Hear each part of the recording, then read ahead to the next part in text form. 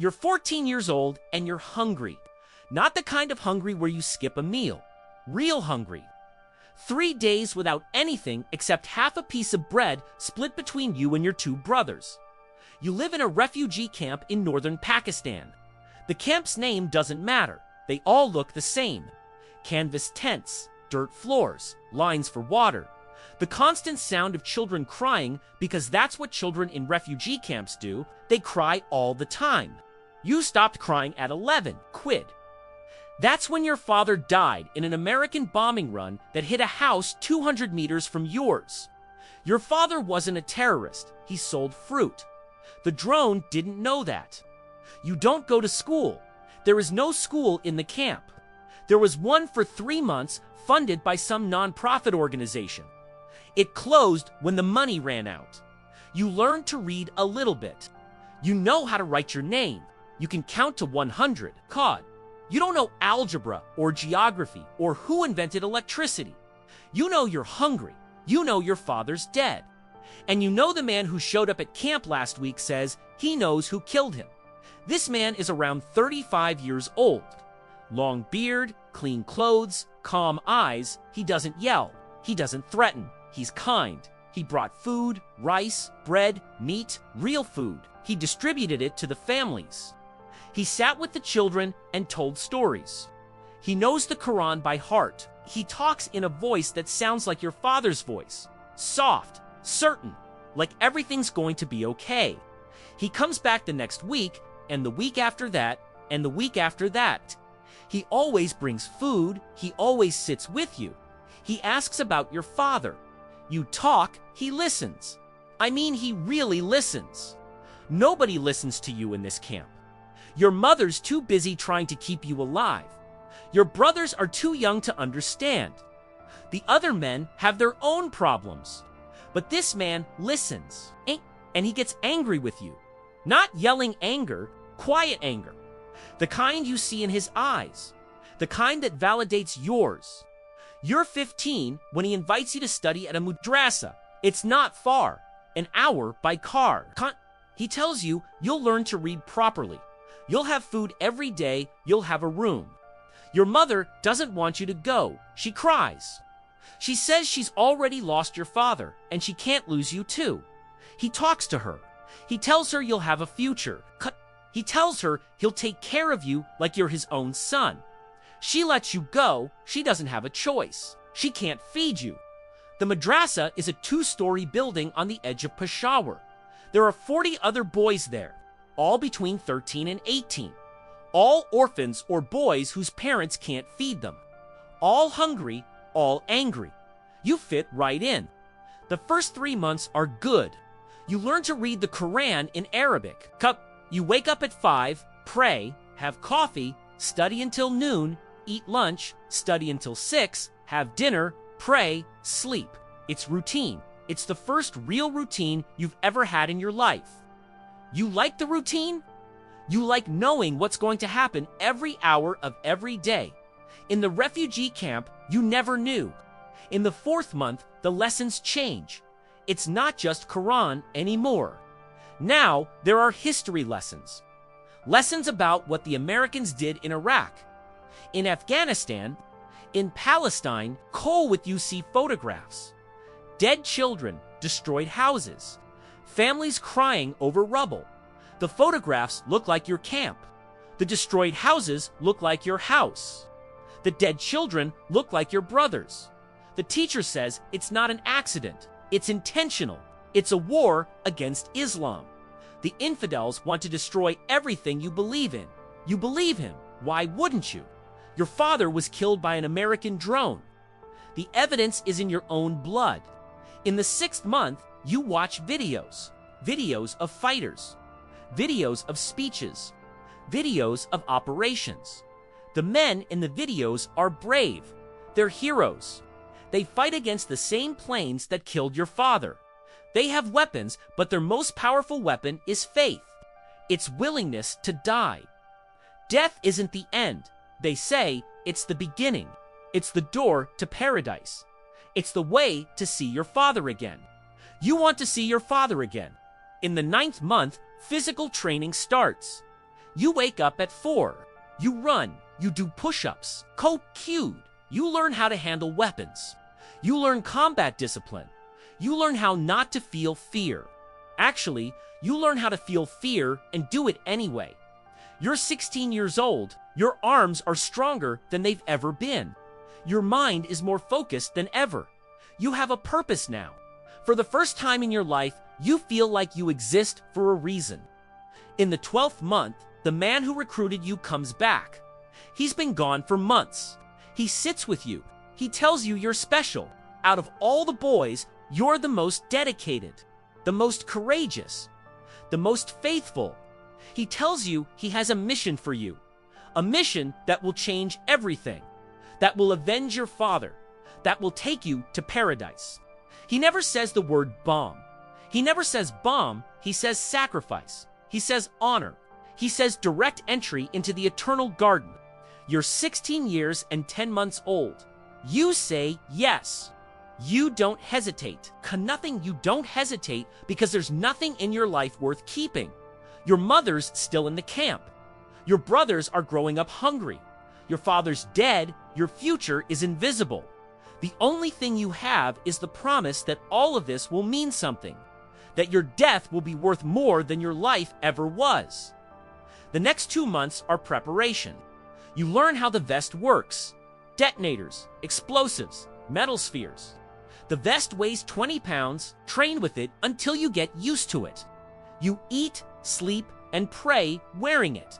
It becomes part of your body. You forget it's there. You record a video. Everybody records a video. You sit in front of a black flag. You hold a gun that isn't yours.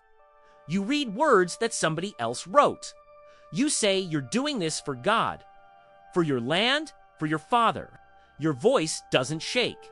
You believe every word. This video will be distributed later. Your mother will watch it. Your brothers will watch it.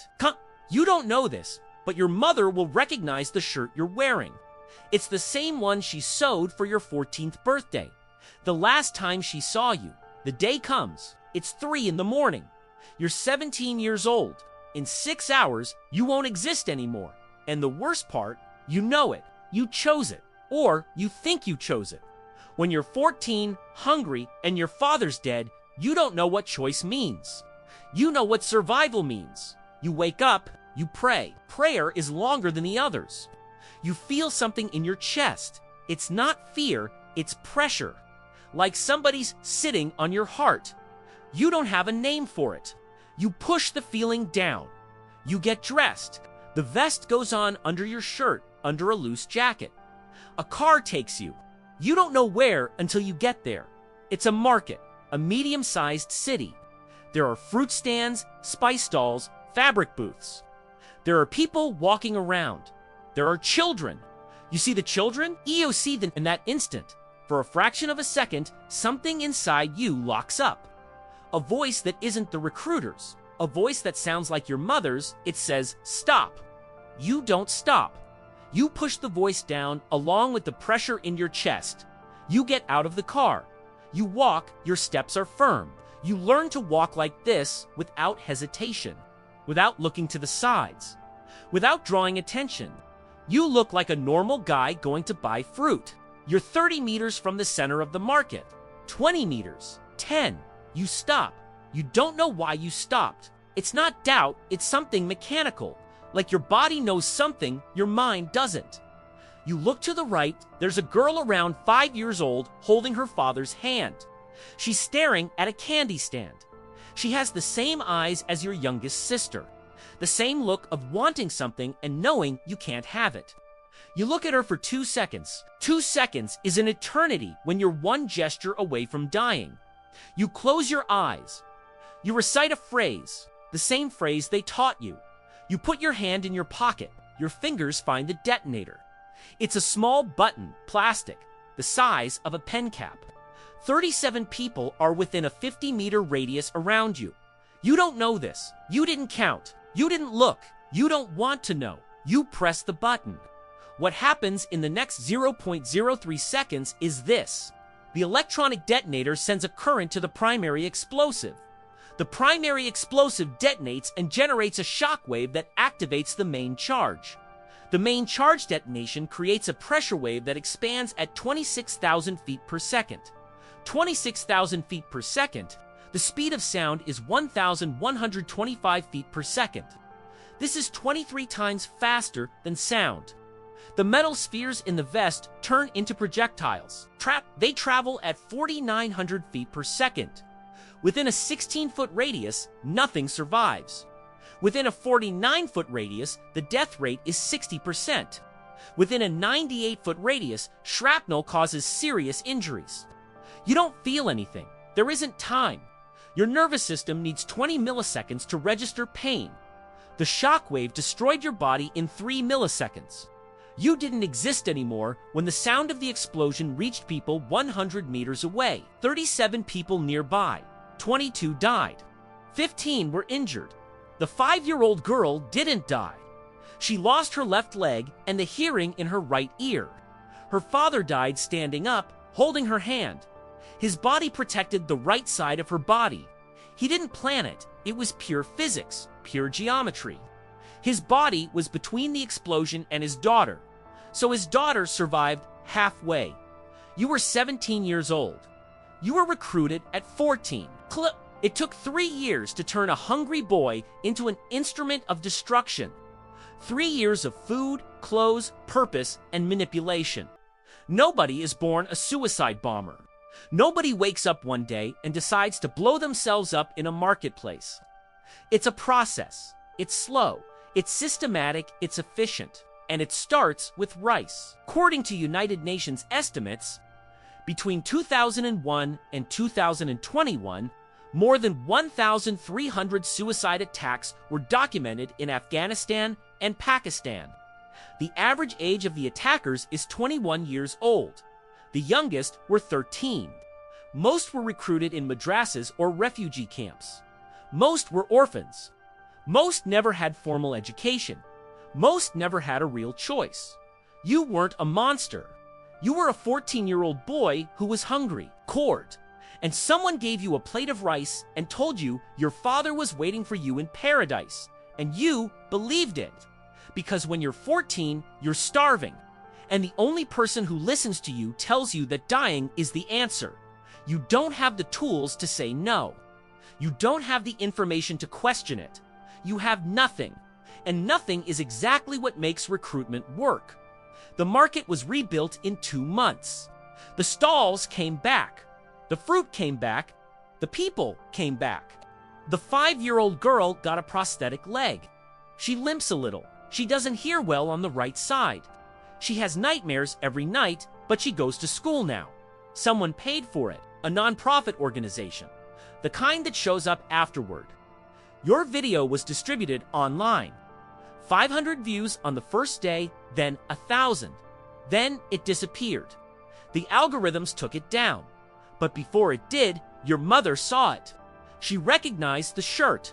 She didn't watch all the way through. She turned off her phone, sat down on the floor of the tent, and didn't speak for 3 hours. Your brothers asked what happened. She didn't answer. She never answered. You were 17 years old. You liked rice with meat. You knew how to count to 100. You had a song your mother used to sing. And someone turned all of that into a plastic button the size of a pen cap. If this video puts you inside something you never should have had to live through, subscribe. Pelled. We tell the stories nobody wants to tell. No filter, no sides. Just what happened from the inside.